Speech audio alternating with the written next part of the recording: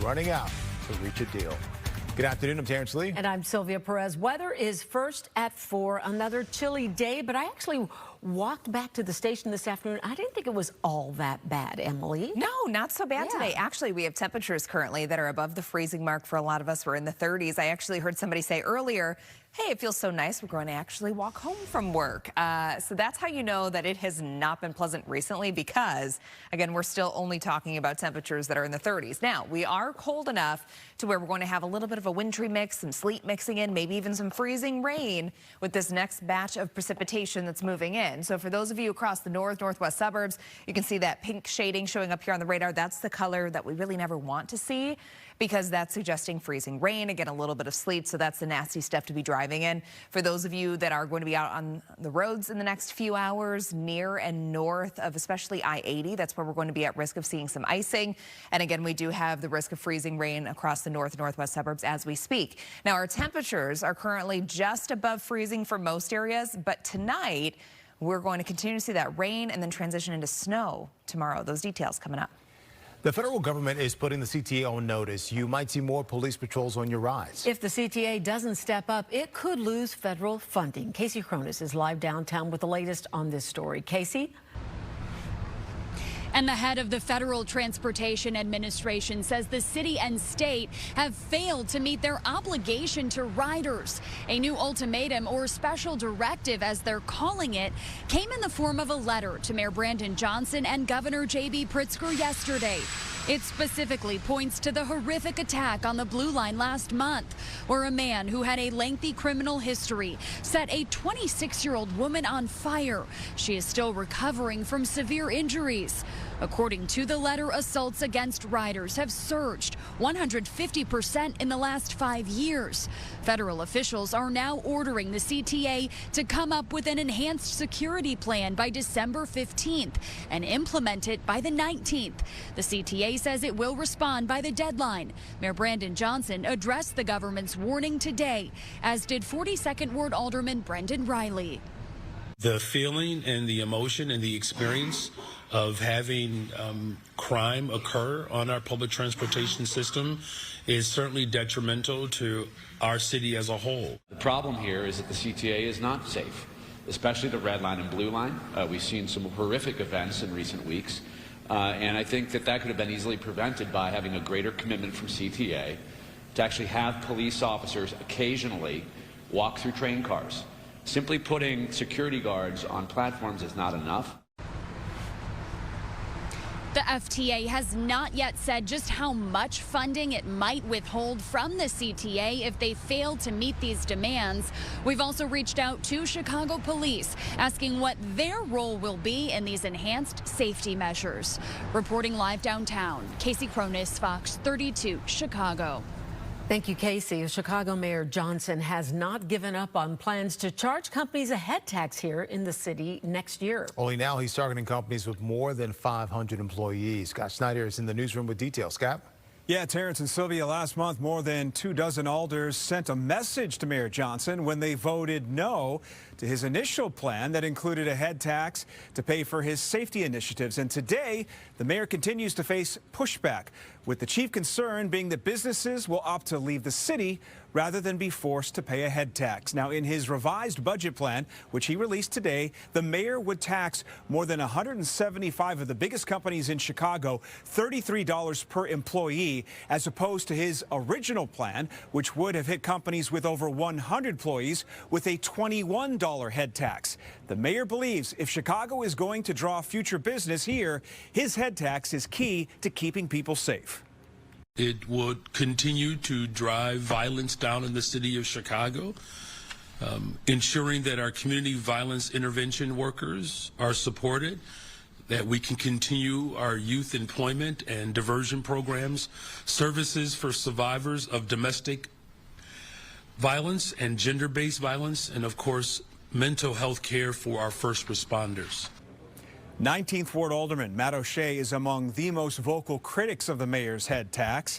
At a news conference today, he was quick to point out that existing tax revenues generated from businesses downtown continue to struggle post-pandemic. And he calls the mayor's new spin on the head tax a gimmick that will ultimately be a job killer. These are the very employers who provide stable jobs, invest in our neighborhoods, and help drive Chicago's long-term economic growth. This sends the wrong message at the wrong time that Chicago is not open for business. Tonight at 6:30, political reporter Paris Schutz will have more on all the City Hall drama, including a conversation with the mayor's budget director.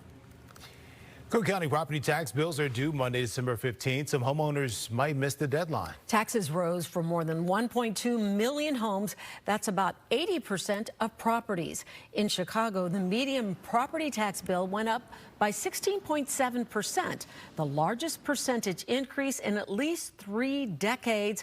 The hardest hit area is West Garfield Park, where bills jumped roughly 133%. Last night, outraged residents voiced their frustrations during a fiery town hall meeting. And this morning, faith leaders called for a full rollback of property taxes. Some people are going to lose their homes because of their inability to pay $2,000, $3,000, $4,000, $5,000. One woman says she has to pay as much as $11,000. Right. And it's not just the land. We have too many people that are hungry. Too many people going to shelters overnight and they got to wander all day to figure out where they're going to be warm at night and standing in line at 9 p.m. to go to a shelter that may or may not be able to still feed you. The Cook County Board of Review is reopening tax appeals for 24 townships' future bills following these dramatic increases. There will be an assistance event tonight at Broadway Armory Park. The details are there on your screen, and that event runs from 5 until 8 p.m. Homeowners are encouraged to bring their property index number, which can then be found on their property bill.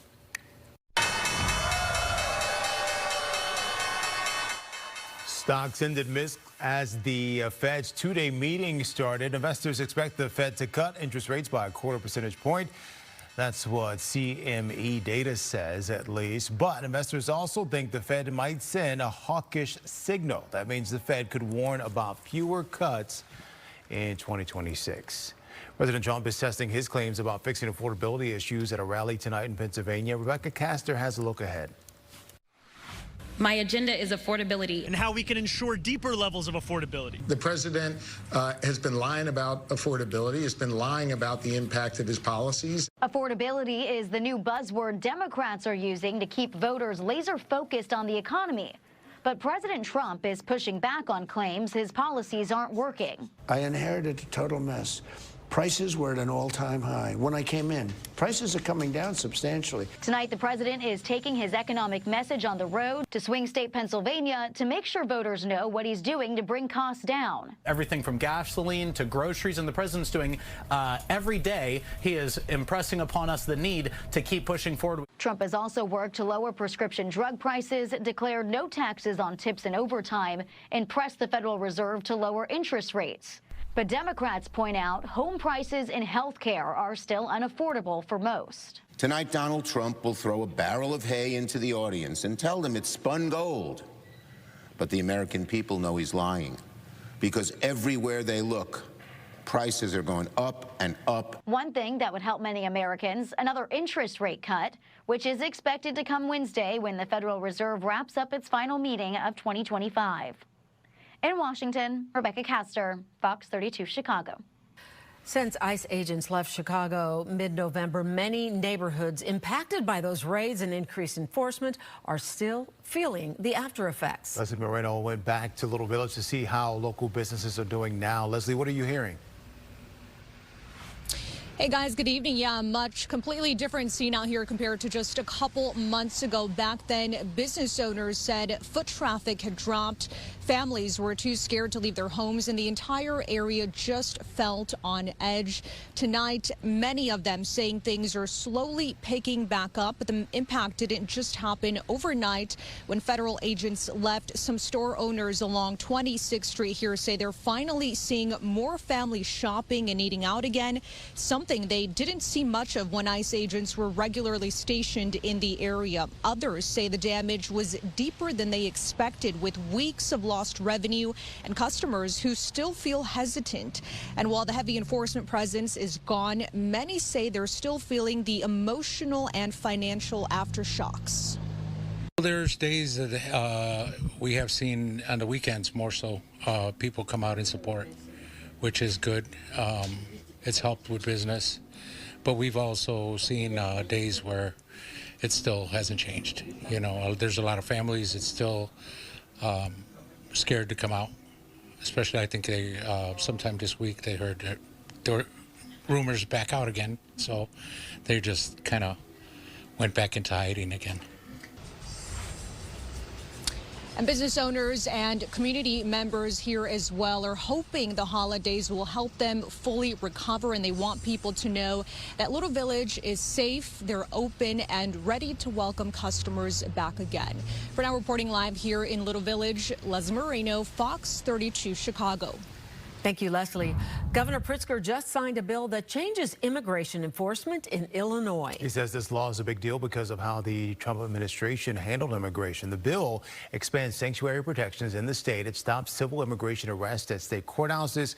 It also limits what hospitals, colleges, and daycares can tell immigration authorities. People can now sue federal immigration agents if they think their rights were violated. The law was passed in October during Operation Midway Blitz. That was, of course, the big immigration crackdown that caused thousands of arrests and fights between residents and agents.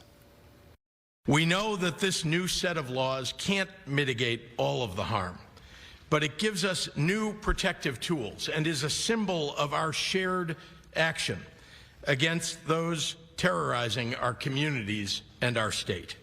These changes start right away, but Republican State Senator John Kern thinks the U.S. Supreme Court might overturn the law. A special surprise for some Burke Elementary School students. They were at the Bessie Coleman branch of the Chicago Public Library today, learning about leadership qualities when a very special guest came in. Take a look.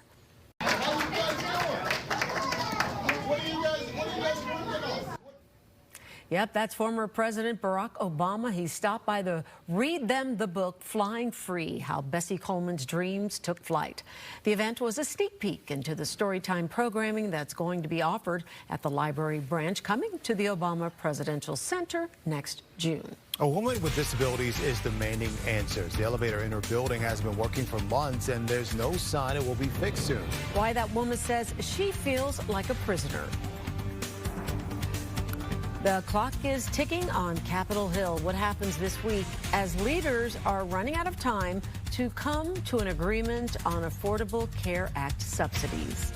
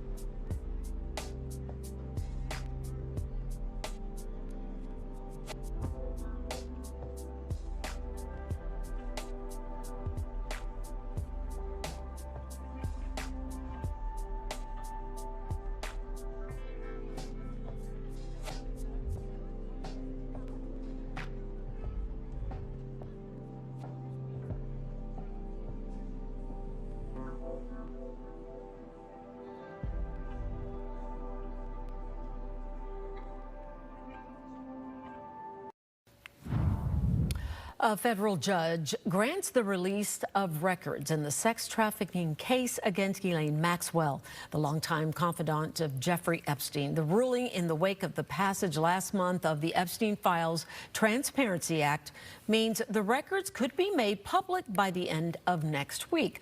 The law requires the Justice Department provide Epstein-related records to the public in a searchable format by December 19th. And the pretrial hearing for Luigi Mangione continued for a 6th day. And today, one of the officers who helped arrest him took the stand. Mangione is accused of shooting and killing United Healthcare CEO Brian Thompson in New York City last year.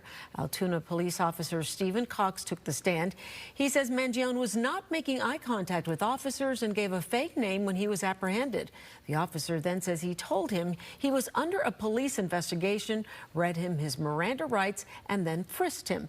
Mangione's attorneys are attempting to exclude critical evidence from the trial because they argue officers questioned him before reading him his Miranda rights. Senator Dick Durbin introducing a bipartisan legislation to protect children from online predators. It's called the Ending Coercion of Children in Harm Act Online. The law would charge anyone who coerces minors to harm themselves. It comes after reports about the 764 group, which the FBI says pushes teens to live stream violence or self-harm. Durbin introduced the bill alongside an Iowa senator. Durbin says a lot more needs to be done to protect children.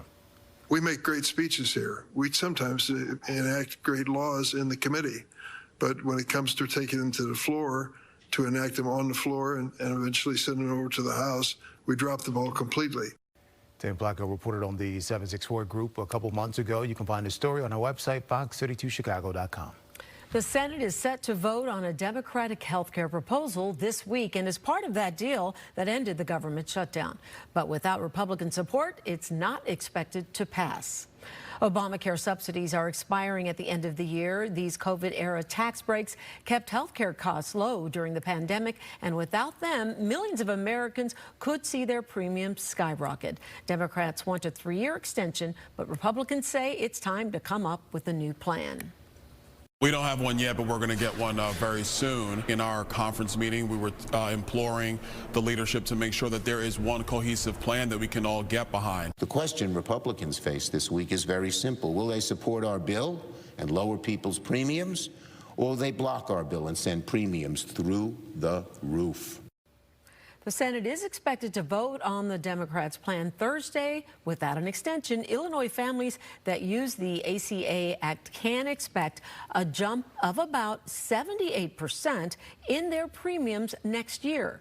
So to put that into dollars and cents, the average will go from $260 to $464 per month. The new congressional map in Indiana might get a final vote this week. The Senate plans to vote on Thursday. The House-approved map splits Indianapolis into 4 districts. Those districts spread into Republican-leaning areas. It also combines East Chicago with Gary with a large rural region. The map eliminates the only 2 Democrat-held districts. Some think the Supreme Court could overrule this law. And in Missouri, opponents of Trump's redistricting plan want a statewide referendum. They demand a public vote before any changes happen. The president wants Republicans to redraw maps before the midterm elections. Look at that. No snow on the bean. It's been a few days, right? It has. We're going to be getting more coming this way, though. We'll see that snow cover soon enough. It's not going to take too long to get here.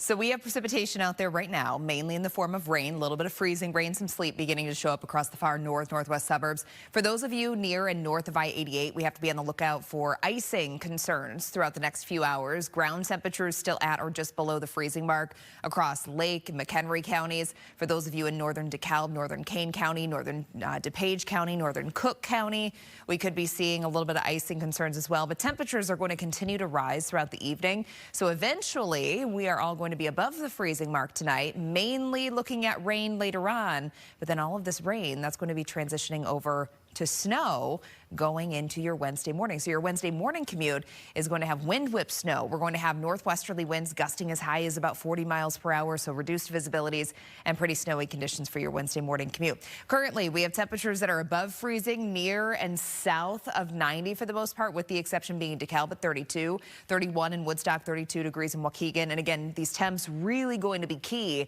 over the next few hours as that precipitation begins to build in. So freezing rain concerns, that's going to last for a few more hours. And then eventually tonight, we're all warming above the freezing mark. We're going to have rain moving through, brief heavier downpours too, a little bit of sleet mixing in.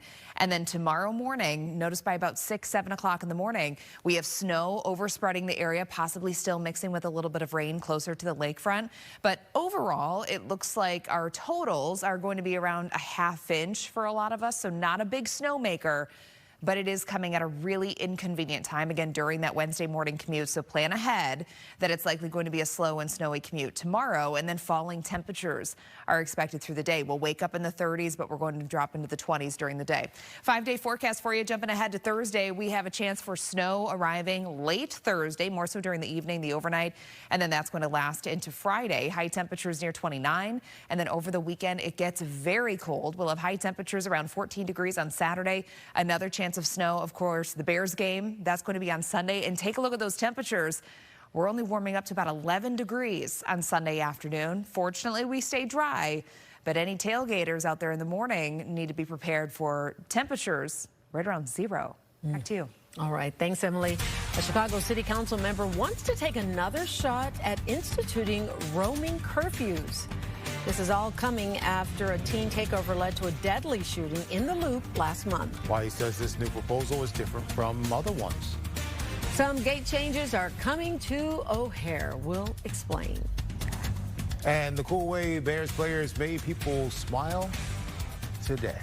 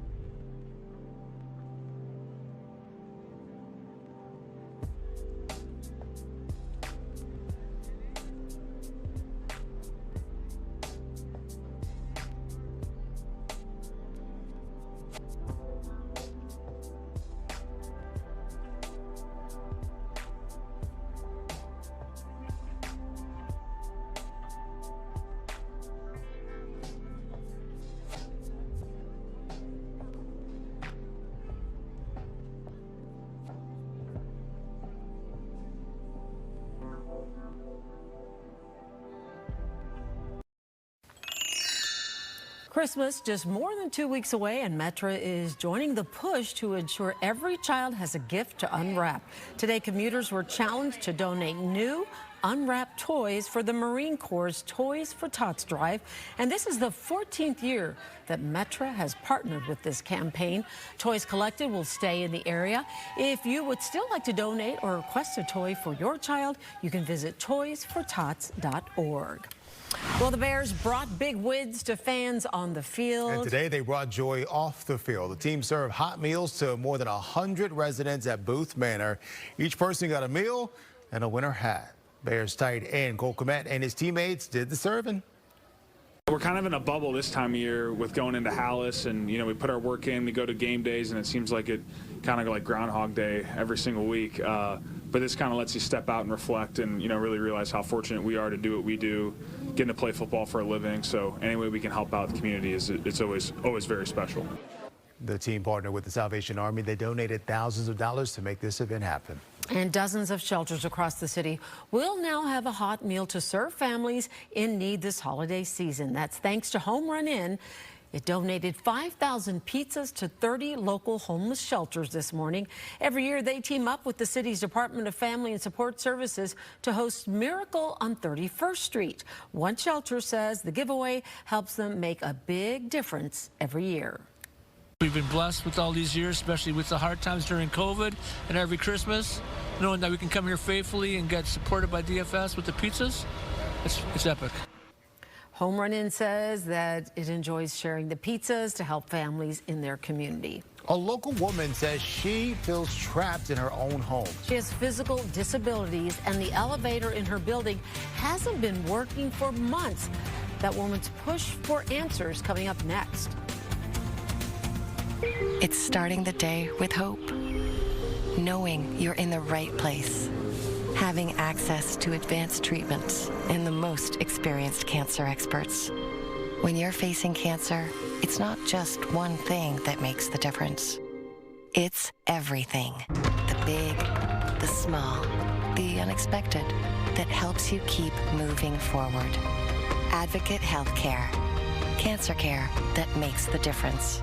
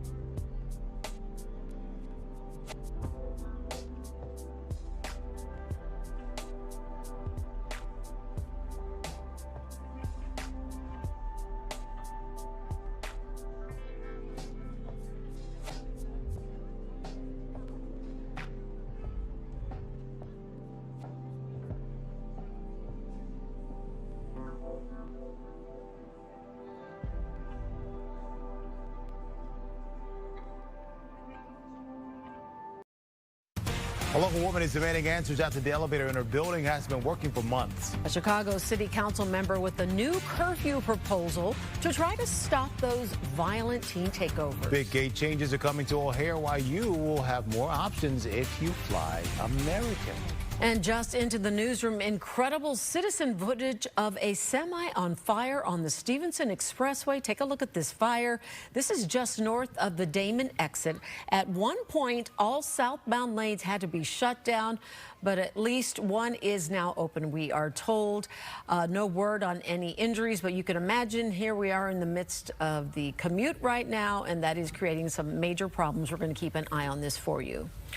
Right now, let's take a look at your forecast as we take a live look at a beautiful shot of the river. Much nicer than what we were just looking at, huh? Ho, ho. Yeah, how about that? Love the green and red this time. Yeah, everybody's all getting ready for the holidays, Emily. Yes, they are. And we're starting to see a little bit of melting out there. I don't know if you guys noticed that, but on the sidewalks that have previously been just kind of like coated in ice. I put my nice shoes in puddles today. Yes, I actually wore real shoes, not snow boots, when I went out to lunch earlier today. So it felt like an accomplishment. Progress. Yes, progress, because those temperatures today, they have been above the freezing mark for the last few hours for most areas. But for those of you in the far north, northwest suburbs, you still have temperatures that are right around 32 degrees, a couple spots just below that. So with precipitation beginning to build in, we are at risk of seeing some freezing rain. So icing concerns going to exist for a few more hours across the northwest suburbs. Then tomorrow, we have a chance of widespread snow that's going to be here during the Wednesday morning commute. Another snow chance Thursday night into Friday, and then another snow chance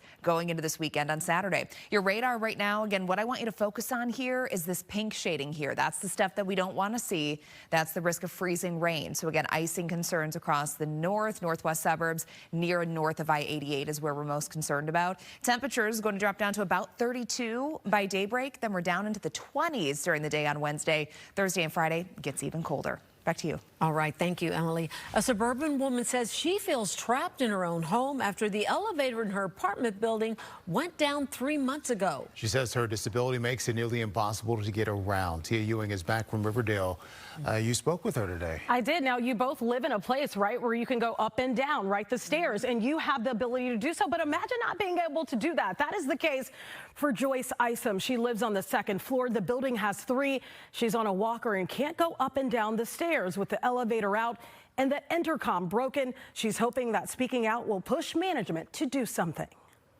So the directory doesn't work either? Not from my apartment. Oh, no, they need to fix this. That's horrible. Joyce Isom called Fox Chicago hoping we could get her some answers. I have to go downstairs to open the door for people. Not only has the intercom been down, nothing. So has the elevator. It's been out of service for 3 months. I have arthritis. I have a disability with my legs. I also have something wrong with my back. Isom moved to Whistler Crossing in Riverdale, she says, for the amenities and because her apartment is just feet away from the elevator. Don't you think you should have a working elevator for $900? Yeah, that's why I came here. That's exactly why I'm here, so that I can have a way to get up and down the stairs that's comfortable for me, and then I can keep moving. But because of her disability and with no safe way in or out, Isom says her life has been put on hold. My disabilities come with a lot of pain. Holston Management, which runs the complex in the 137th block of South Low, has sent Isom 4 letters about the elevator. The first, dated October 9th, said an inspection and investigation were underway and advised residents to use the stairs. Some residents may be able to walk up and down, but Isom can't. What do those letters say? They say that we're waiting on the parts to come in for the elevator. All of them say that. Other letters said a new door and parts had been ordered.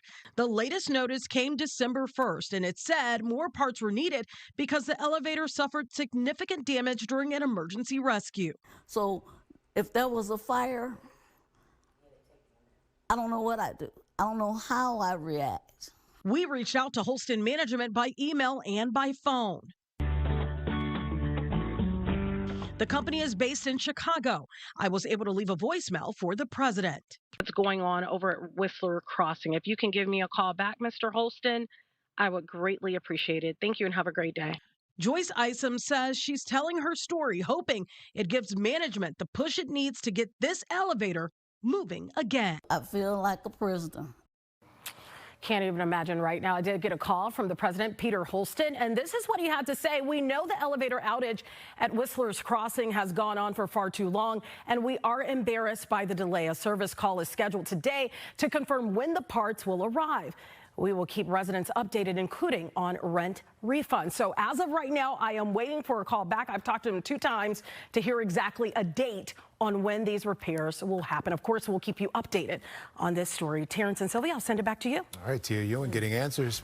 A Chicago City Council member wants to try again to stop teen takeovers downtown with temporary roving curfews. Today, he is out with a new ordinance proposal that he says is not a snap curfew, but could have prevented the killing in the Loop last month. Political reporter Paris Schutz is here with exclusive details. Paris? Yeah, Sylvia and Terrence, Second Ward Alderman Brian Hopkins is taking another crack at this curfew idea. This latest proposal would give police the authority to declare curfews at any public space at any time of the day to curb teen group violence. And he says this is different than that quote-unquote snap curfew. Hopkins' previous proposal would have given police 30 minutes to declare a curfew at any time or place. This time, he's proposing what he calls a, quote, time and place curfew that would give police 12 hours to declare a curfew and notify the public. You would need at least 12 hours from the time a decision is made to impose a temporary time and place curfew to the start time that curfew would take effect. Hopkins' last proposal drew opposition from groups like the ACLU and Mayor Johnson. He says he compromised in the hopes that the mayor might support this version. In most of the recent cases, since we've been having this curfew conversation, we've had at least 12 hours of notice from the time that the teens were attempting to organize a teen takeover. So we really didn't need the 30-minute window. The revised proposal comes in the wake of last month's deadly shooting during a teen takeover in the Loop, after thousands were downtown for the annual tree lighting ceremony. He says police had more than 12 hours notice via looking at social media. The takeover was likely. He says his ordinance might have prevented the violence, noting that police stepped in and enforced the current 10 p.m. curfew to some effect that night. They started making announcements about 20 minutes before they started enforcing the curfew. Some of the teens heard the announcements and decided to leave, which is exactly what we want. The ones that didn't, we wound up making curfew apprehensions. We did 18 curfew apprehensions starting at 10 o'clock that night when the police were allowed to, and that had a quelling effect on the violence. It actually worked. Now, this latest proposal was just unveiled today. The mayor's office did not have an immediate response, saying they want to review it first. But Mayor Johnson has been cool to curfew proposals in the past. And you can catch this full interview tonight at 10 p.m. on the Chicago Report. Terrence? You'll see more options at O'Hare if you fly with American Airlines. American is buying 2 gates from Spirit, which is in bankruptcy. This purchase will replace 2 of the 4 gates American lost in the city's annual gate reallocation. American has increased its flights at O'Hare by more than 20% this year. Spirit, on the other hand, has cut its flights in half.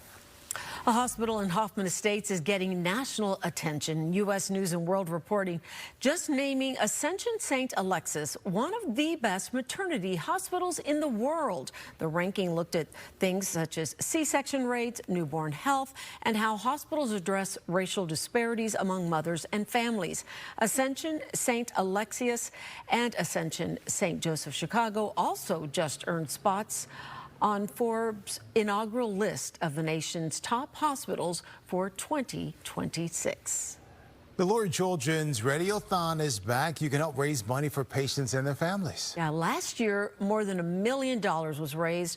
Thursday's live broadcast will air over all of iHeart Chicago radio stations and will feature inspiring stories of medical breakthroughs, courageous patients, and brighter futures for children in need of care. All proceeds raised during the Radiothon will directly benefit life-saving research, assist families facing financial hardships, and provide critical care to more children. What I love about this partnership we have with Lurie Children's is that the money raised stays right here in Chicago. Yes. There are a lot of families with these beautiful kids that spend, we were talking about this in the green room, spend many days and nights at this hospital. And we take it for granted sometimes that our daughter, Vera, is healthy and thriving after a year. And that's not necessarily the case for all parents. The iHeartMedia Chicago and Lurie Children's Hospital Radiothon is this Thursday, December 11th, from 6 in the morning until 7 at night. We're going to be checking in live throughout the day during our newscasts and digital programming. If you have any old furniture in your home, and I mean really old, you might want to get rid of it. It could have harmful chemicals that can make you sick.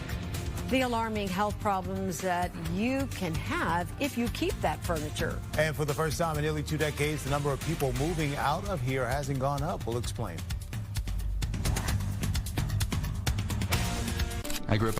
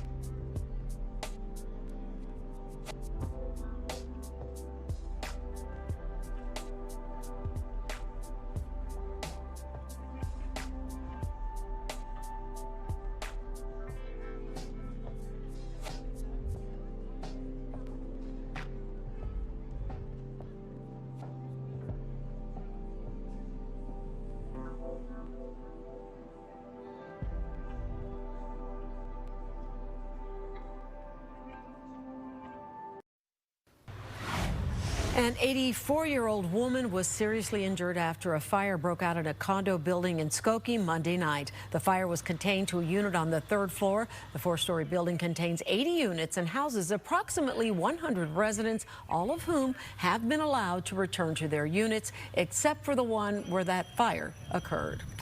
Your old furniture might be making you sick. Research shows it can contain harmful chemicals. The Environmental Working Group says you could be exposing yourself to flame retardants in old foam furniture like sofas and chairs. These chemicals are linked to cancer, thyroid problems, preterm death, and lower IQ in kids. Experts say you should get rid of it.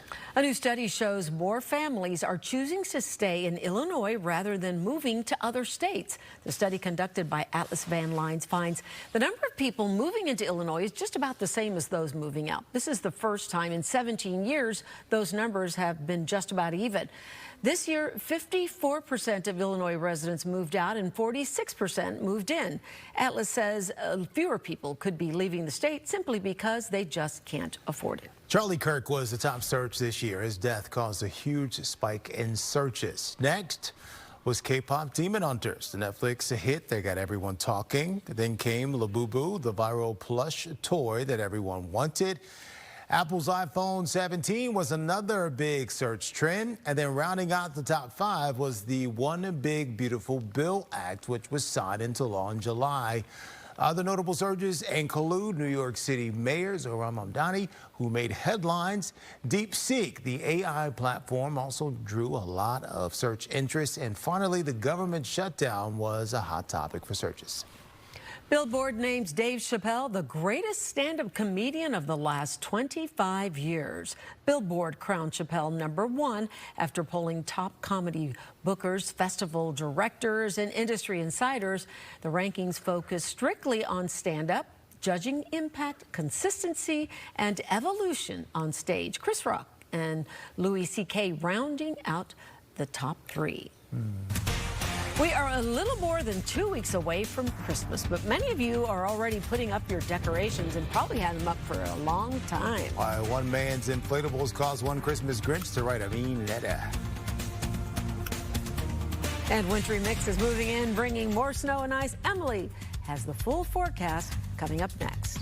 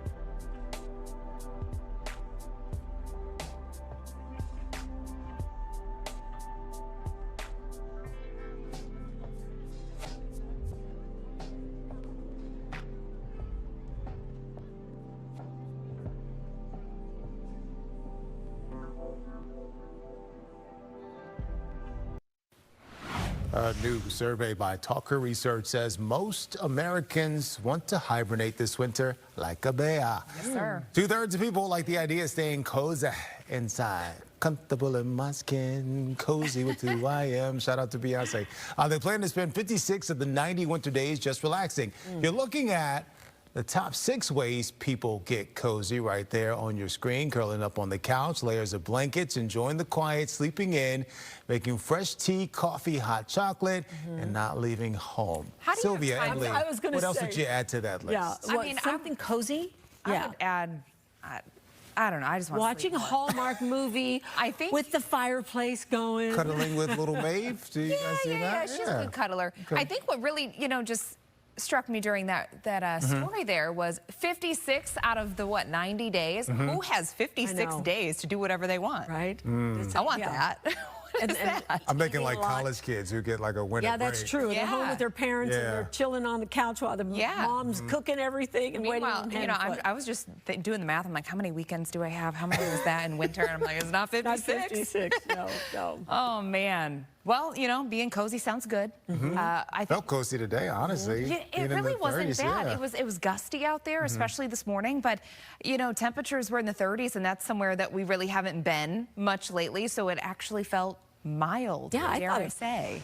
Yeah. Well, average for this time of the year is in the mid to upper 30s. So today we were actually very seasonable. But with the warmer temperatures and some precipitation rolling in, it's beginning to fall mainly as rain. But something that we're going to have to watch very closely here over the next few hours is the threat of freezing rain near and north of I-88. So if we zoom things in here, this pink shading here, that's what we don't like to see. So whenever you see pink on the radar, that's representing freezing rain or possibly some sleet mixing in, just kind of a messy wintry mix. That's what we are going to be at risk of for the next few hours across the northwest suburbs, closer to the Wisconsin state line, through places like Harvard, over toward Antioch, Fox Lake, seeing some snowflakes coming down south of there. We are definitely warm enough for just plain old rain. But I wanted to show you the road temperatures because this is really what's going to be key throughout this evening. So areas that we've been able to warm above the freezing mark, road temperatures have followed suit, but it's taking a little bit longer across the far north and northwest. That's why we have those icing concerns for the next few hours. But temperatures tonight, they're not really expected to drop. So they're going to remain steady until about daybreak, and then we fall going through the day tomorrow. We're going to go from the 30s down into the 20s. So your 7-day forecast tomorrow, 36 degrees. We do have a chance of snow, especially in the morning. It's only going to be about a ½ inch of accumulation, but it's coming at a really inconvenient time. So plan ahead that your Wednesday morning commute's going to be snowy and slow. And then Thursday night into Friday, we have another wave of snow being possible. And then yet another one that's going to be here on Saturday with a high of 14 degrees. We're going down to -1 at O'Hare Sunday morning. Of course, the Bears play on Sunday. And it's going to be frigid out there at Soldier Field with high temperatures only near 11. We'll be right back.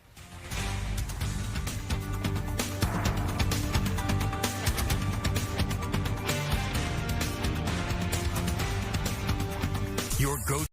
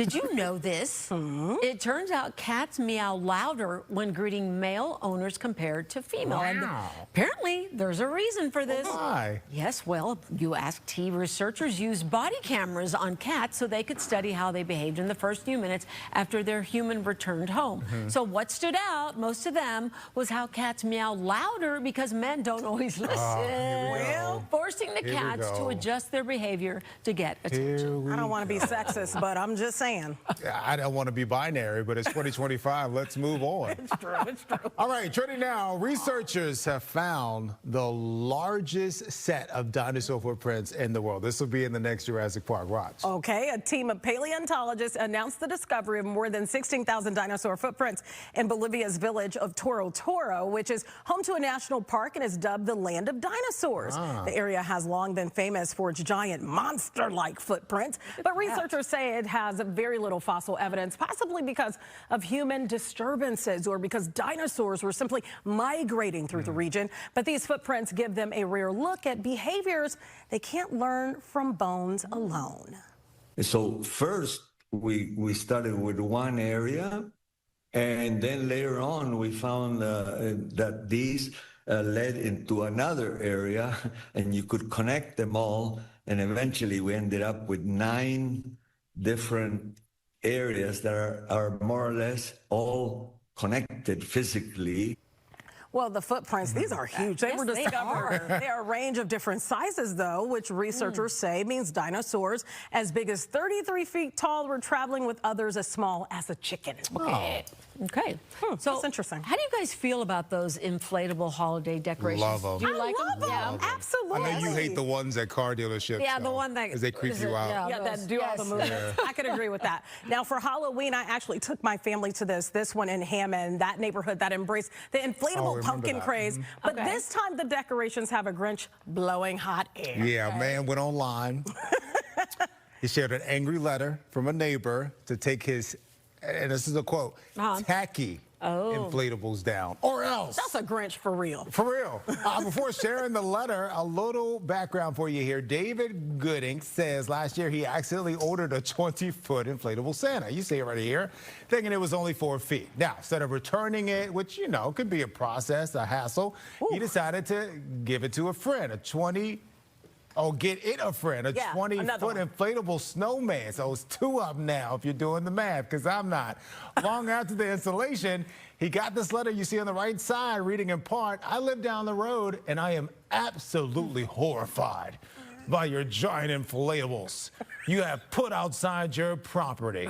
They look cheap, tacky, I'm trying to read it like a Karen, and completely out of place on our quiet street. It goes on to say, this display is offensive to the neighborhood and shows zero respect, mister. It doesn't say mister, for the community.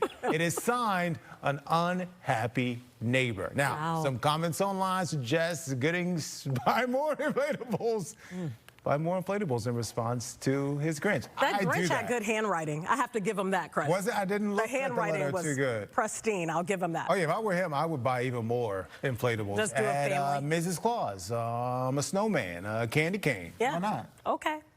Oh, so you would be the person who wrote the letter? No. I'm just saying that, you know, I don't know. There's rules to everything. Who knows? Maybe that person was just having a bad day, but I wouldn't go as far as to write somebody about that. Now, that's ridiculous. That's crazy, yes. That right there, I do not agree with. That is not Mr. Gooding's home. That's overkill. Okay. Hello, Kitty. All right, well, an unusual sight on the south coast of Great Britain. Shipping containers, mostly carrying bananas, were seen washed ashore on a beach. The British Coast Guard said they had fallen off of a cargo ship the day before.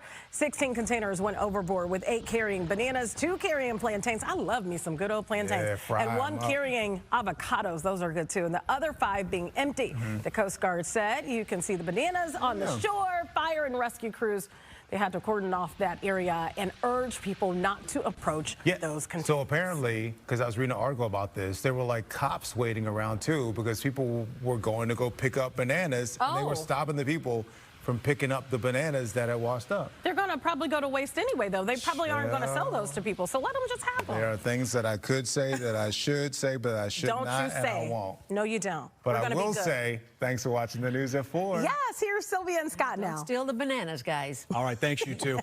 Now at 5, Christmas, of course, right around the corner, and one church is trying to ensure that every kid has a present to open. However, tonight, they're asking for your help. The CTA facing a stern warning, step up security or lose federal funding. And it's not exactly a snap curfew, but it is something similar. Alderman Brian Hopkins sharing his latest push to curb teen takeovers exclusively with Fox Chicago. Thank you for joining us at 5. I'm Scott Schneider. And I'm Sylvia Perez in for Dawn this evening. All right, let's start with the weather, because for you folks who are driving into work tomorrow, you're going to want to hear what Emily has to say.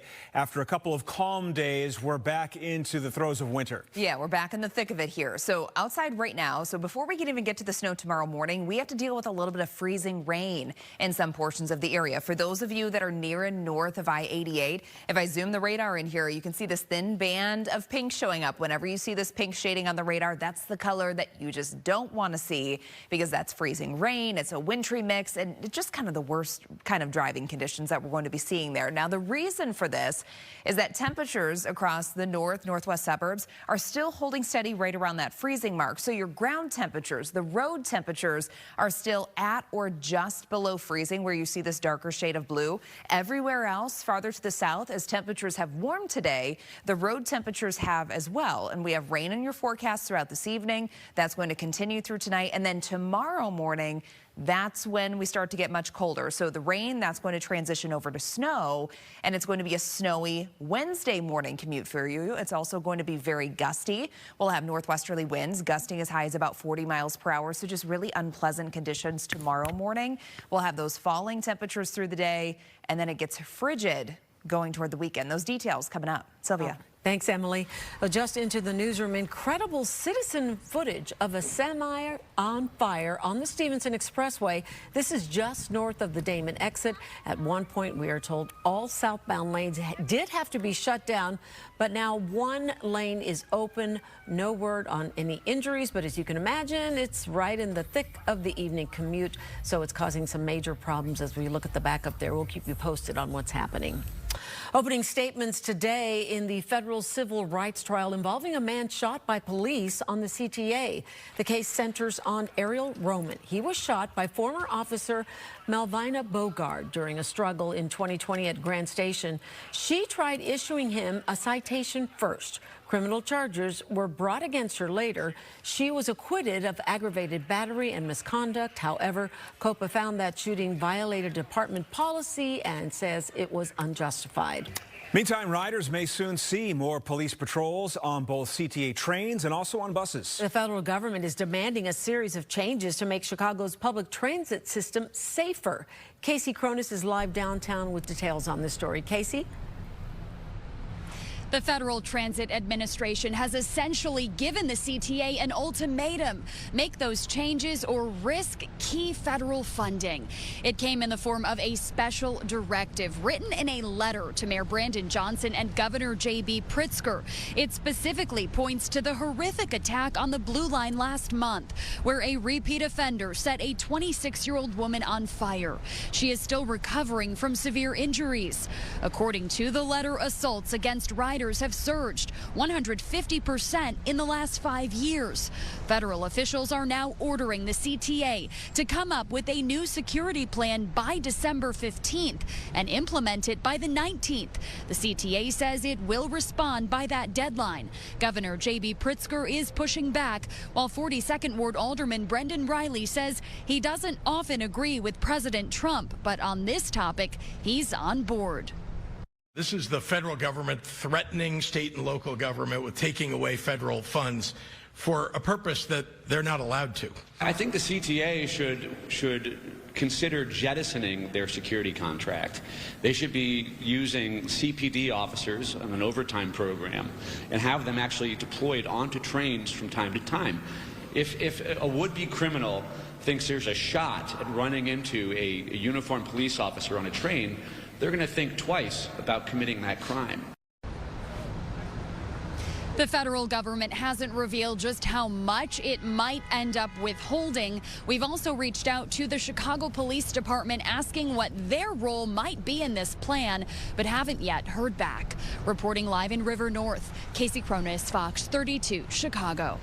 West Side residents are outraged over soaring property taxes.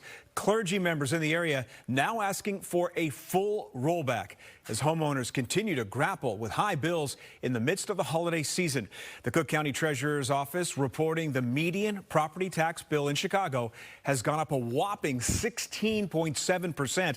That is the biggest percentage increase in at least 3 decades. Treasurer Maria Pappas pointing out that lower income neighborhoods are seeing the largest increases, with West Garfield Park residents experiencing a roughly 133% increase and North Lawndale neighbors seeing about a 99% increase. Some people are going to lose their homes because of their inability to pay $2,000, $3,000, $4,000, $5,000. One woman says she has to pay as much as $11,000. Right. And it's not just the land. We have too many people that are hungry. Too many people going to shelters overnight and they got to wander all day to figure out where they're going to be warm at night and standing in line at 9 p.m. to go to a shelter that may or may not be able to still feed you. Now, relief is available. The Cook County Board of Review reopening 24 townships for 2025 appeals. There will be an assistance event tonight. That's taking place at the Broadway Armory Park. The details are on your screen. This event runs from 5 p.m. until tonight at 8. And homeowners are encouraged to bring their property index number. If you're wondering where that is, you can find it on your property bill.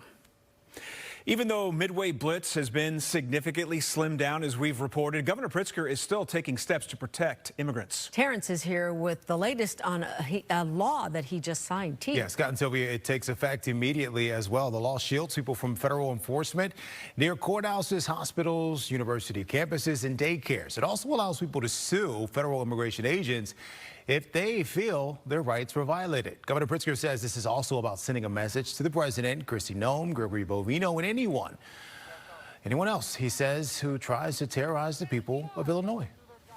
No one, and I mean no one, is above the law, especially those wearing a badge representing the law.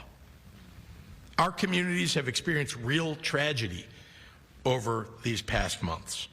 It has been a time of extraordinary grief, but it has also been a time where Illinoisans have demonstrated our extraordinary capacity for kindness and compassion. We have seen neighbors risk their own safety to protect one another. More than 4,000 people were arrested during Operation Midway Blitz. Data on those from early September through mid-October showed only 15% of those people had criminal records. Most of those arrested had traffic offenses, misdemeanors, or non-violent felonies. Sylvia. Thank you, T. Well, most of the ICE agents left Chicago mid-November, but still many neighborhoods impacted by those raids and increased enforcement are still feeling the after effects. Yeah, that includes Little Village. Leslie Moreno went back there to see how local businesses are faring now. So, Leslie, what are they telling you? Hey guys, good evening. Yeah, much different scene out here compared to just a couple months ago. Back then, business owners said foot traffic had dropped. Families were too scared to leave their homes, and the entire area just felt on edge. Tonight, many of them saying things are slowly picking back up, but the impact didn't just disappear when federal agents left. Some store owners here along 26th Street say they're finally seeing more families shopping and eating out again, something they didn't see much of when ICE agents were regularly stationed in the area. Others say the damage was deeper than they expected, with weeks of lost revenue and customers who still feel hesitant. And while the heavy enforcement presence is gone, many say they're still feeling the emotional and financial aftershocks. There's days that we have seen on the weekends more so people come out and support, which is good. It's helped with business. But we've also seen days where it still hasn't changed. You know, there's a lot of families that's still scared to come out. especially I think they sometime this week they heard that there were rumors back out again, so they just kind of went back into hiding again. And the community here is hoping this holiday season will help them fully recover, and they want people to know that Little Village is open, safe, and ready to welcome back its customers. For now, reporting live here in Little Village, Les Moreno, Fox 32 Chicago. Still ahead on the news at 5, there is a woman in the south suburbs who says she feels like a prisoner inside her own apartment. The building's elevator has been broken for months, and now she is demanding answers. Capitol Hill zeroing in on online sextortion and what it'll take to stop it. I'm Lou Canellis. Hey, White Sox just hit the jackpot in baseball's draft lottery. ESPN's Greeny, he's ready to ride with the Bears all the way to the Super Bowl. And Notre Dame doesn't like the way they were played during the regular season. These rankings, and I said it, so I'm repeating myself, but they can't be a game of musical chairs at a 5th grade birthday party. And that's what it felt like to us. Woo! Notre Dame Athletic Director Pete Bavacqua going after the College Football Selection Committee because of the weekly college football playoff show on ESPN. We'll hear more from Bavacqua later in sports.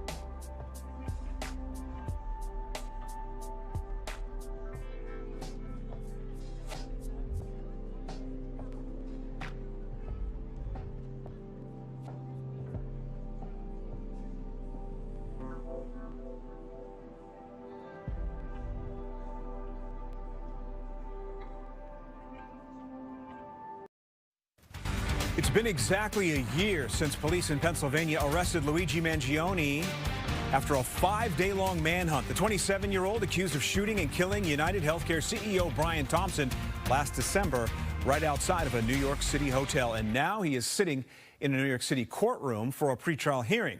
Kaylee Schuyler joining us live from New York. And Kaylee, prosecutors are laying out new evidence they say helps explain what Mangione was thinking during that manhunt, right?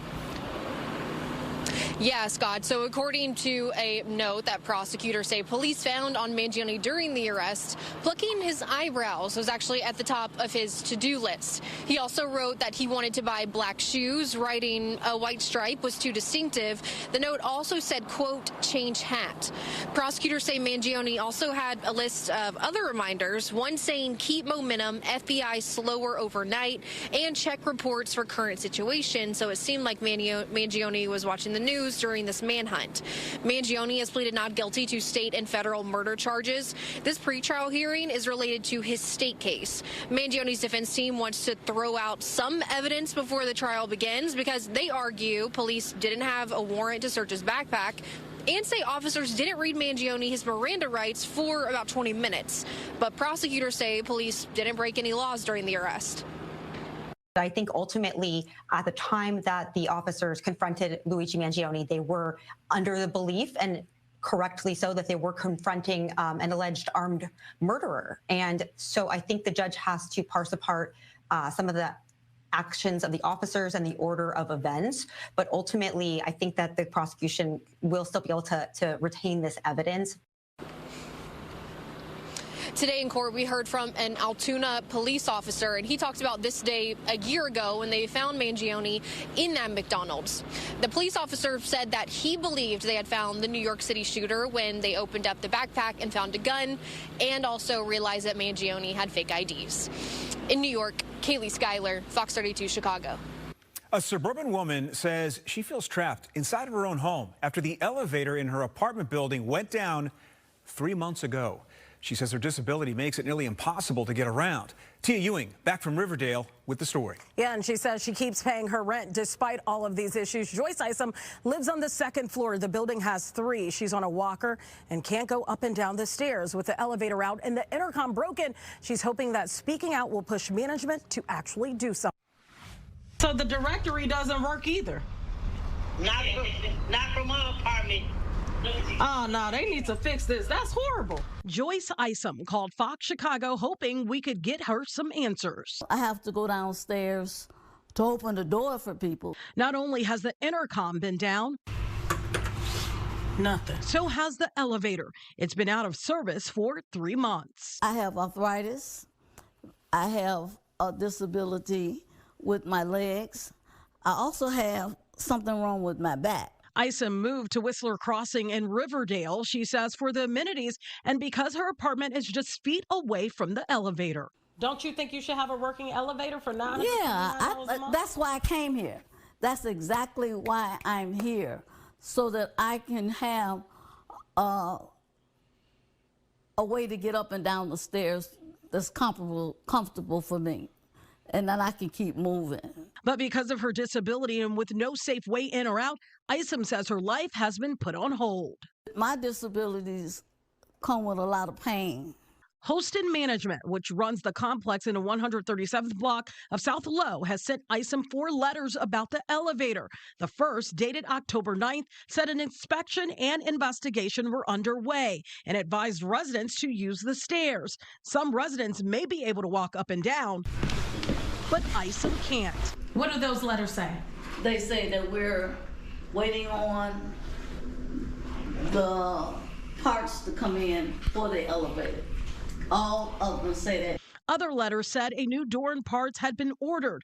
The latest notice came December 1st, and it said more parts were needed because the elevator suffered significant damage during an emergency rescue.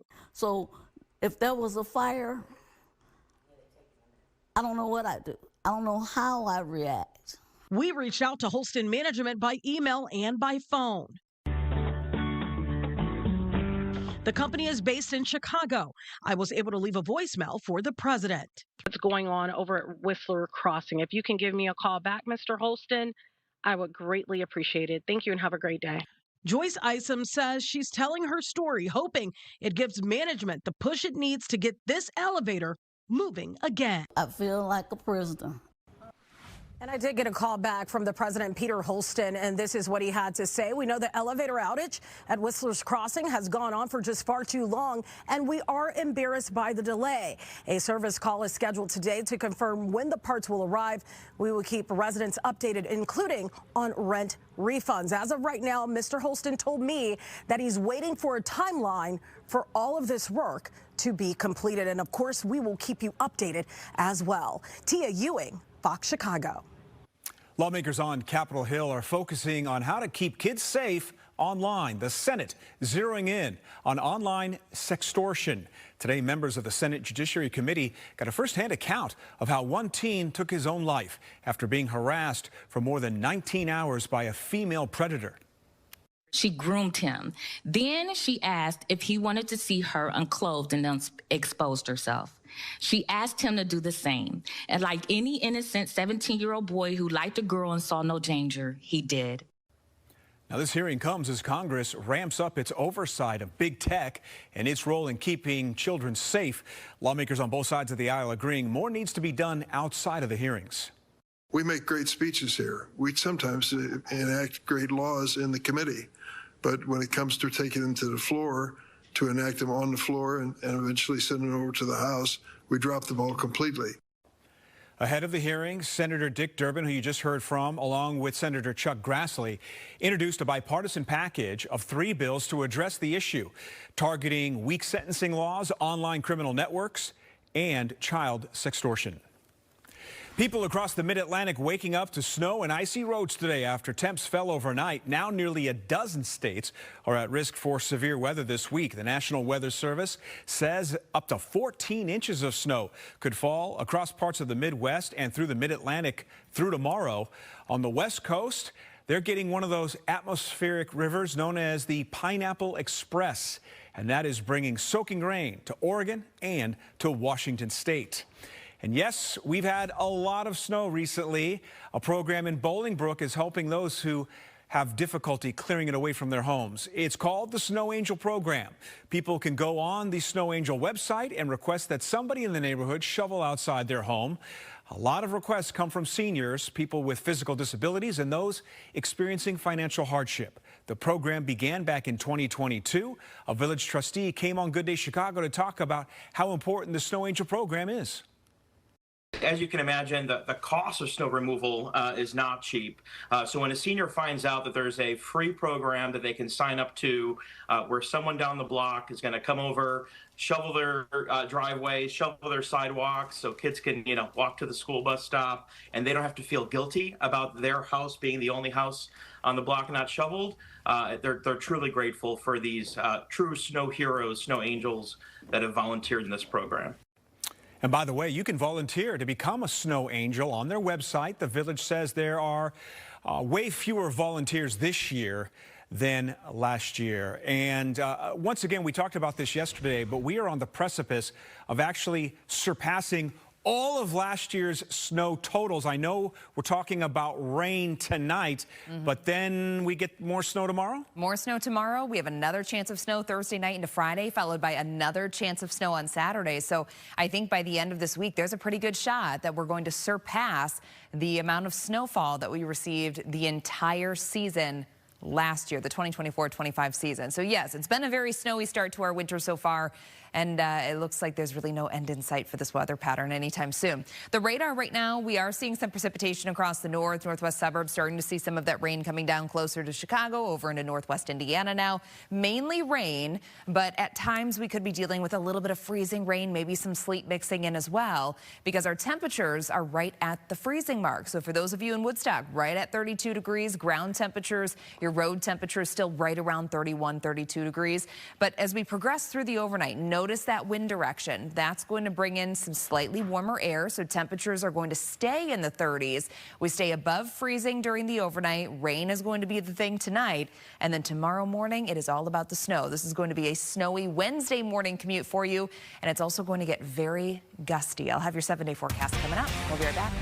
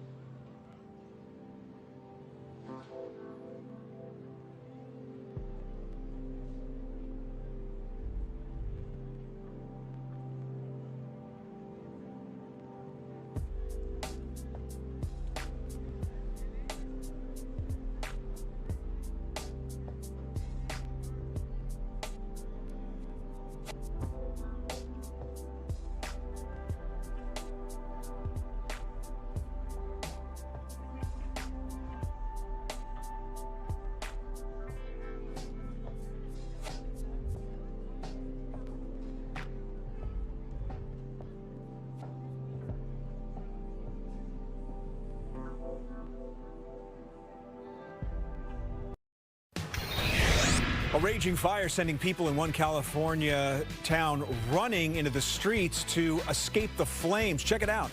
Really hope that he becomes a firefighter, because he said that he had applied for the LA Fire Department, and really truly he is a hero. And you know, a lot of times nowadays is people see things happening, right, and they'll just stop and film, and so it takes a lot of courage to save a little child. So that's what they taught us. Nothing is important except your safety when when there is a fire. Here's what happened. A 7-year-old girl managed to escape the burning home, but when she saw the fire, she froze in fear. An off-duty paramedic just happened to be visiting the family next door, so he ran through the falling embers, scooped that little girl into his arms, and got her to safety. Her mother says she will be forever grateful, calling his quick actions the only reason her little girl is safe. So a little more than marching bands and floats at this year's annual Christmas parade in Gatlinburg, Tennessee. Forget about Santa. There was, right here, that's a real live bear, a wayward black bear, the star attraction. And it's just strolling down the street with the parade people. And crowds gathered, they were loving it. They pulled out their phones, they were recording, taking selfies, you name it. The bear ended up just calmly strutting off into a parking lot, but not before one of the folks in attendance said, might as well call the bear the Grand Marshal. An unusual traffic jam in San Francisco. 3 Waymo self-driving cars at a standstill on a residential street. 2 of the autonomous vehicles appear to have hit each other, while a 3rd Waymo pulled up beside them. Residents say the street is a dead end and the Waymos were blocking people from leaving.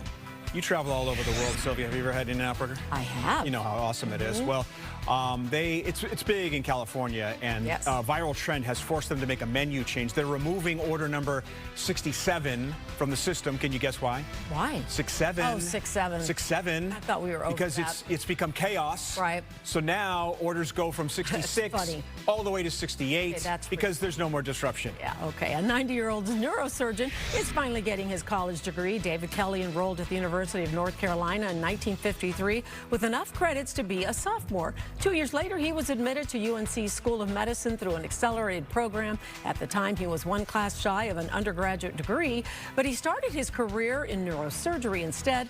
He always wanted to earn his degree. Fast forward 70 years. UNC determined his undergraduate record matched the 1955 requirements for a Bachelor of Science in Chemistry. So this Sunday, Kelly will take part in UNC's winter commencement, and his diploma will read Class of 1955. Love that story. Yeah. A Chicago church is trying to hand out thousands of presents to children, but it needs your help. And the Chicago budget battle only heating up. Mayor Johnson once again pushing for a corporate head tax. Make the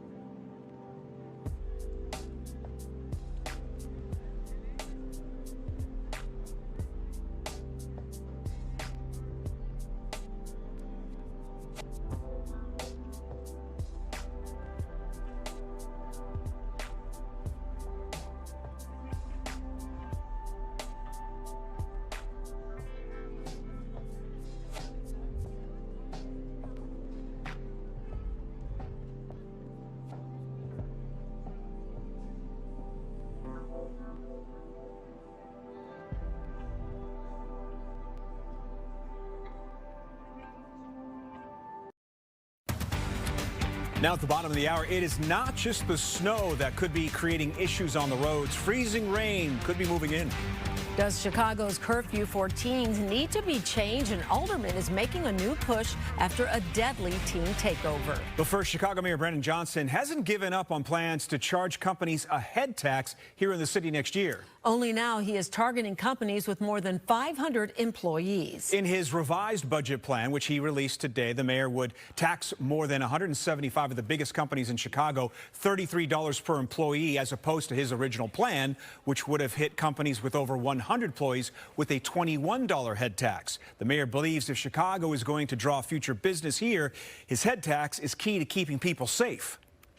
It would continue to drive violence down in the city of Chicago, ensuring that our community violence intervention workers are supported, that we can continue our youth employment and diversion programs, services for survivors of domestic violence and gender-based violence, and of course... The mayor insists that while the head tax will impact some of the most successful companies in Chicago, totaling billions of dollars in revenue, it is not a job killer. 19th Ward Alderman Matt O'Shea disagrees. We face a job forecast in 2026 that will be the lowest since COVID. While downtown businesses continue to struggle to bounce back from the pandemic, which is diverting property taxes up in our neighborhoods.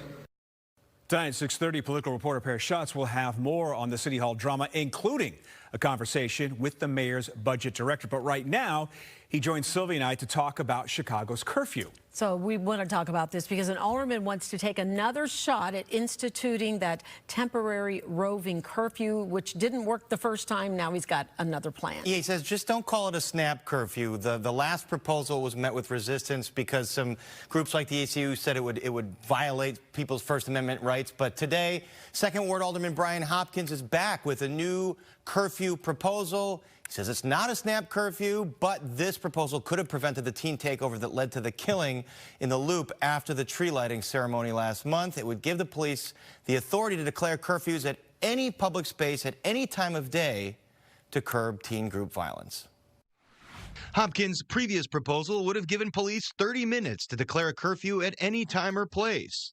This time, he's proposing what he calls a, quote, time and place curfew that would give police 12 hours to declare a curfew and notify the public. You would need at least 12 hours from the time a decision is made to impose a temporary time and place curfew to the start time that curfew would take effect. Hopkins' last proposal drew opposition from groups like the ACLU and Mayor Johnson. He says he compromised in the hopes that the mayor might support this version. In most of the recent cases, since we've been having this curfew conversation, we've had at least 12 hours of notice from the time that the teens were attempting to organize a teen takeover. So we really didn't need the 30-minute window. The revised proposal comes in the wake of last month's deadly shooting during a teen takeover in the Loop, after thousands were downtown for the annual tree lighting ceremony. He says police had more than 12 hours notice via looking at social media. So the takeover was likely. He says his ordinance might have prevented the violence, noting that police stepped in and enforced the current 10 p.m. curfew to some effect that night. They started making announcements about 20 minutes before they started enforcing the curfew. Some of the teens heard the announcements and decided to leave, which is exactly what we want. The ones that didn't, we wound up making curfew apprehensions. We did 18 curfew apprehensions starting at 10 o'clock that night when the police were allowed to, and that had a quelling effect on the violence. It actually worked. Now, the mayor's office did not have immediate comments suggesting they want the law department to review this new proposal, but they've been cool to curfew proposals in the past, citing the belief that it could lead to over-policing and their belief that it does not solve the problem of these teen gatherings. All right, so Paris, the snap curfew proposal didn't get anywhere. What are the chances this one does? Well, the mayor is not likely to support this, but all they would need is 34 votes to have a veto-proof majority. Already, Hopkins says one of the aldermen in opposition to the last proposal, Will Hall of the 6th Ward, is showing some interest in this one. So if he gets some more alders on board, and he's hoping that the difference between 30 minutes and 12 hours does the trick here. 30 minutes is a short period of time. 12 hours, a good amount of time for police to communicate to young people via social media or with a bullhorn outside that there will be a curfew let's say at like 8 o'clock here, and if you're unaccompanied, then you have to leave. All right. Thanks, Paris. Okay, so important information for commuters tomorrow as we take a live look at our magnificent skyline. You're going to want to allow for extra time, not just because of the precip, but we're looking at some gusty conditions, right? Yes, very gusty conditions tomorrow. So we have a storm system that's moving through tonight. That's why we're starting to see some of those rain showers moving through. But then tomorrow, as colder air wraps into this storm system and the back edge of the precipitation moves through, we're going to see any leftover rain transitioning over to snow. And this is going to be right around 6, 7 o'clock in the morning that you see. I have the clock stopped here. Temperatures dropping down to near the freezing mark. And as far as accumulations go, this is only going to bring about a ½ inch for most areas. So a very quick hitter for a lot of us, but it's coming at a very inconvenient time. Again, during that Wednesday morning commute, blowing snow also going to be a concern, reducing those visibilities, northwesterly winds gusting as high as about 40 miles per hour. And tomorrow also is one of those backwards days. We wake up in the 30s and then we're going to drop into the 20s during the afternoon. And once you factor in that wind, those wind chill temps are very easily going to be in the single digits to teens. So your 3-day forecast tomorrow, falling temperatures, snow mainly during the morning. We have another chance of snow that's going to arrive Thursday night, lasting into Friday, but high temperatures late this week, only in the 20s. All right. Thanks, Emily.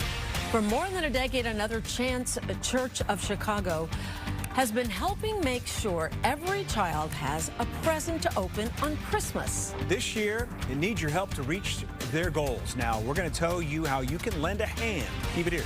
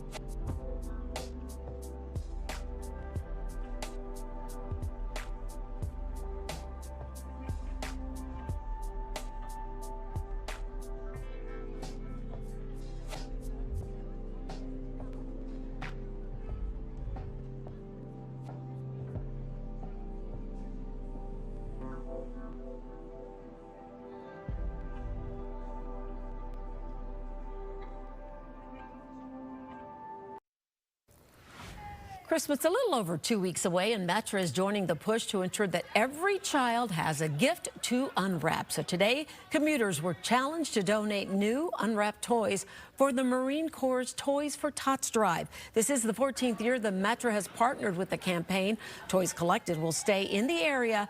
If you would still like to donate or request a toy for your child, visit toysfortots.org. Good stuff. Meanwhile, another toy drive in Chicago does need your help. Yeah, Terrence is back with how you can can step in to help fill in the gap there, too. And it won't take much, Scott and Sylvia. This is the 14th annual Operation Cover Chicago, which aims to hand out 30,000 toys to more than 5,000 kids. But it's still 9,000 toys short of that goal, and time is running out. The kids are supposed to start lining up on the 22nd to get their toys. For years, Operation Cover Chicago has been able to cover this all on their own, but Kenyatta Smith, the pastor of another Chance Church of Chicago, says their budget has been challenged this year. The toys they normally buy have gone up in price by as much as 70%. He's calling on people and corporations to step up in what he calls a 14th hour Santa moment to help the organization reach its goal. We find that we need to get our mission out, our word out, that we need help. Last year we were able to take thousands of families around the city and the vicinities and change their narrative, give them hope. It wasn't just a toy, it was hope. Right now, that's in danger. Thousands of children around the city of Chicago may not get any gift for Christmas. And if you don't have time to drop off a toy, you can make a donation, a gift idea, maybe make a donation in someone's name. All that information on Operation Change's Facebook page. $50 covers one child's gifts, $250 for a family of 5, and then $500 for a family of 10, Scott. Great cause, Terrence. Thank you for that. A special surprise for the kids at Burke Elementary School. Some of them were at Bessie Coleman at the branch of the Chicago Public Library today. They were learning about leadership when a very special guest dropped in. Check it out.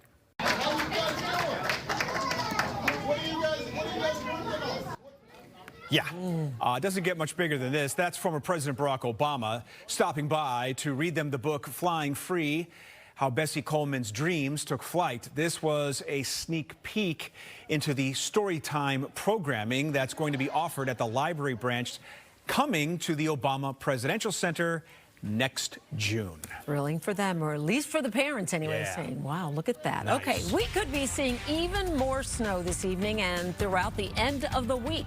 Yeah, chance for some freezing rain as well. Your commute tomorrow morning could be a slog. Emily has details after the break. I'm Luke Ellis. Notre Dame still crying about being left out of the college football playoff. And many think their refusal to play in a bowl game is childish and even crazy. Even crazier is a grandpa who's been retired from the NFL and is coming back to try to rescue the Colts. And ESPN's Mike Greenberg, he might be the craziest of all. Wait till you hear what Greeny said about next season's Bears. Coming up next in sports. Patrick.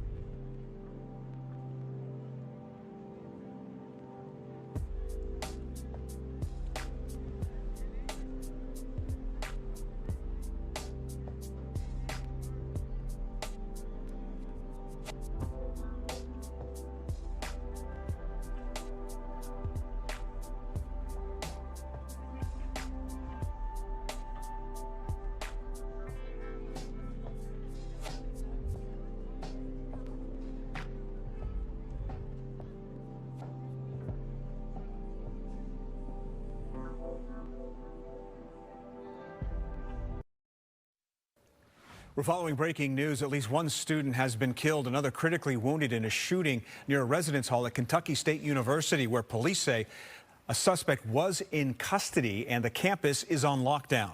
Kentucky State is a public, historically black university with some 2,200 students enrolled. This is a developing story. We'll stay on top of it and give you updates just as soon as they become available. Here at home, we're tracking rain that's going to transition into snow tomorrow. So we have a lot to talk about in the weather department. Radar right now showing we have precipitation, especially across the northwest suburbs, kind of hugging that Wisconsin state line, and then down towards Chicago into northwest Indiana, also seeing some rain. But if we zoom things in, notice how we're seeing this pink shading showing up on the radar here. So whenever you see pink, that's representing typically freezing rain, a little bit of sleet mixing in, just kind of a wintry mess. That's what we could be seeing for the next few hours across the far northwestern sections, mainly near and north of I-88. But with temperatures continuing to warm up, that's good news for us, because overnight we're all going to transition to just plain old rain, and then we'll see some snow tomorrow morning. Road temperatures, whenever we're talking about a forecast like this, we have to talk about road temperatures, because this is going to be key for travelers. For those of you that find yourself across the northwest, where we have this really dark shade of blue, that's representing road temps that are right around 30, 31 degrees, so below that freezing mark. So any of that precipitation coming down, if surfaces are still untreated, secondary roads, sidewalks, things like that, it's going to become icy in the next few hours. However, temperatures in the next few hours will continue to rise. So we're now at freezing in Woodstock. We're up to 33 degrees in Waukegan. Farther to the south, that's where we're in the mid-30s now, and we're going to stay there throughout the overnight. In fact, a lot of us are going to be warming into the mid to upper 30s. And then temperatures are going to come back down tomorrow morning. So falling temperatures are expected for your Wednesday. And by morning, around the time of that morning commute, take a look at this. We have snow. So we're going to have widespread snow moving through tomorrow morning, right around daybreak, lasting through the mid to late morning hours, only bringing about a ½ inch of snow. So not a ton, but it's coming at a really inconvenient time. Again, we're going to have snow coming down during that morning commute. That's going to be in combination with northwesterly winds that are gusting as high as about 40 miles per hour. So that's drastically going to reduce your visibilities. 7-day forecast, 36 degrees for your high on Wednesday, because that's where we're going to be at midnight. But then we're going to be at 32 when we wake up tomorrow morning around daybreak, dropping into the 20s during the day. 20s for highs Thursday and Friday. Another system comes through Thursday night into Friday, followed by yet another system this weekend. And on Sunday for the Bears game, it is going to be frigid at Soldier Field. High temperatures only near 11. Lou. Bears off today. They'll put playoff tickets on sale Thursday, but head coach Ben Johnson says his Bears will be a playoff team once they earn enough wins to become a playoff team. And a win over Cleveland is one they desperately need. I caught up with longtime friend Mike Greenberg from ESPN, and Greeny's all in on the Bears and their head coach. Ben Johnson is the goods. I mean, he is so good. I love that he and LaFleur hate each other. There's nothing in the world better than that. You and I go back to Ditka and Forrest Gregg and all the rest of that. I love it. Like, good, healthy dislike between the Bears and the Packers is the best thing the Bears could possibly have. The Packers have been kicking the Bears' behinds forever. For Ben Johnson to go in there and say, I'm not kissing their rings, we're here to beat those guys, and go in there and almost do it at Lambeau, and they're going to beat them at Soldier Field a week from Saturday. And there is no team, not one team in the NFL, whose future I would trade for the Bears right now. And if they can make a couple of moves on defense, I can tell you right now, the Bears are going to be a very sexy pick to win next year's Super Bowl. Oh, I love Greeny. Make sure you check out Chicago Sports Tonight Daily. You can see my full interview with Greeny on Fox32Chicago.com and on the Fox 32 YouTube page. First and North tonight, streaming on Fox Local at 6 and here on Fox 32 at 9:30. Any extra satisfaction with this? No, absolutely not. It was just, I mean, it's Packers Bears. He's lying. I know he is, Dan. I had him hooked up. Look, this is my lie detector. That thing's going crazy. Look at that. Those coaches were talking about this thing ever since Ben Johnson made that comment in his introductory press conference almost a year ago. They kept it all internal. They said, let's not make a big deal of this. There's no question that there was an incredibly high degree of satisfaction in that Packers coaching room about this victory. Bears-Packers rivalry is back. Reminds me of the dislike that Forrest Gregg and Mike Ditka had for each other, right? More on the renewed rivalry and everything around the division tonight on Fox 32 at 9:30. You can catch it early on Fox Local as well. Hey, Colts are turning to a 44-year-old to save their season. Yeah, Indy signing Phillip Rivers to their practice squad after starting quarterback Daniel Jones tore his Achilles. Rivers just became a grandfather, has 10 children. He's been retired for 5 years. Maybe he can find the fountain of youth in Indy. He's an 8-time Pro Bowler who has thrown for over 63,000 yards. All right, first Notre Dame's left out of the college football playoff. Now head coach Marcus Freeman's the betting favorite to become the Giants' new head coach in the NFL. Notre Dame's athletic director, Pete Bavacqua, says he'll push to keep Freeman, making him one of college football's highest paid coaches. And Bavacqua is still hot about the way he was treated and Notre Dame was treated by the ACC and snubbed by the committee. These rankings, and I said it, so I'm repeating myself, but they can't be a game of musical chairs at a 5th grade birthday party. And that's what it felt like to us. Well, we were definitely being targeted. And for better or for worse, we have a different relationship with the ACC than any other team in college football other than the teams that are in the ACC. And the ACC does wonderful things for Notre Dame, but we bring tremendous football value to the ACC. And we didn't understand why you would go out of your way to try to damage us in this process. Like, I'm not going to be overly dramatic here, right? But it strained the relationship. Yeah, that it did. Hey, White Sox won the golden ticket in the Major League Baseball lottery, landing the #1 pick. 1977, the last time the Sox had the top pick. They struck gold back then with Hall of Famer Harold Baines, who actually represented the Sox at the lottery tonight. It's an honor. I mean, it's a huge responsibility. And, you know, our group, I mean, I'm just so happy for everyone, quite honestly. And, you know, going into this whole thing, you know, you kind of prepared for all different scenarios emotionally. But, man, I can't understate how big of a deal this is. And a chance to really, you know, walk away from a draft class and do some damage, you know, bring in some real talent. So, yes. Hawks host the Rangers tonight. College Hoops Illinois visits Ohio State in its Big Ten Conference opener. And how about Kyle Schwarber? He gets a 5-year, $150 million deal to stay with the Phillies. We'll be right back. Stream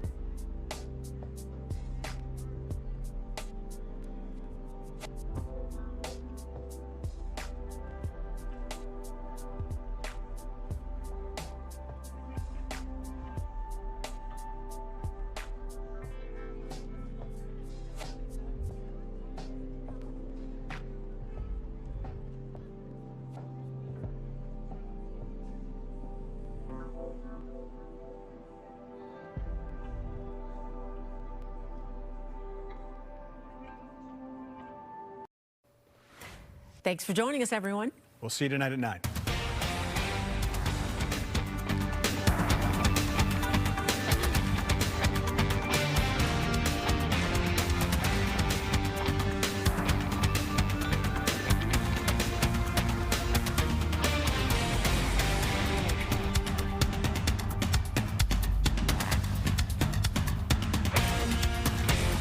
The mailman